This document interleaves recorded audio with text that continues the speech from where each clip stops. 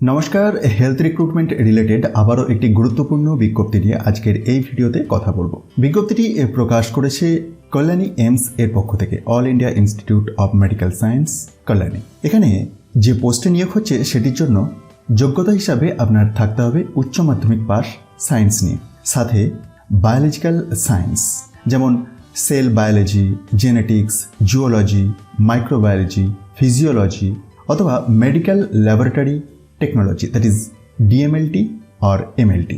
পাশাপাশি কমপক্ষে 2 বছরের কাজের অভিজ্ঞতা থাকলে অগ্রাধিকার দেওয়া হবে। এছাড়াও এমএস এক্সেল ও এমএস ওয়ার্ড এর জ্ঞান এবং বাংলা ও হিন্দি ভাষায় দক্ষতা থাকলে ভালো। পোস্টের নাম প্রজেক্ট টেকনিক্যাল সাপোর্ট 2।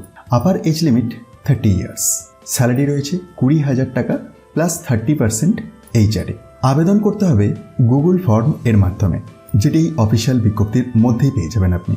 সমস্ত প্রয়োজনীয় ডকুমেন্ট স্ক্যান করে আপলোড করতে হবে। লাস্ট ডেট মনে রাখবেন, বিজ্ঞপ্তি প্রকাশের 15 দিনের মধ্যে আপনাকে আবেদনটি সেরে ফেলতে হবে।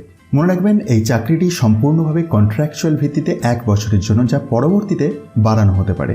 সিলেকশন প্রসেস প্রসঙ্গে জানিয়ে রাখি, প্রথমে শর্ট লিস্টিং করা হবে, তারপর অফলাইন ইন্টারভিউ নেওয়া হবে এইমস কল্যাণীতে।